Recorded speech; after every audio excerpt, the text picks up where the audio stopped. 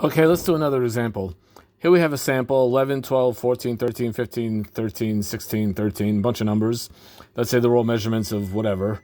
And I want to find the standard deviation. So first we have to find n. That's how many numbers there are. So we can count them and we see there are 8 numbers. Then x bar is the average, so I add up all the numbers and I divide by 8, and that gives me 13.375. That's x bar. Now I'm going to list all the xi. The xi is just that's x1, x2, x3, x4, x5.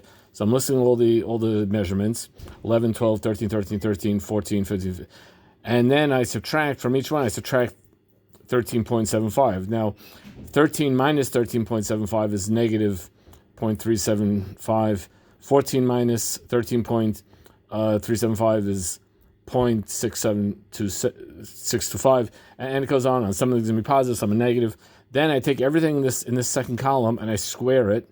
These are all the squares. So notice now this column is all positive.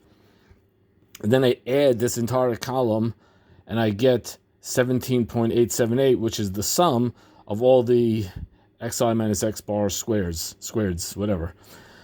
The standard deviation is going to be this sum divided by n minus 1.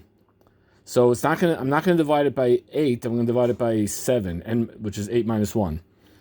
And this 17.878, that's what we calculated over here.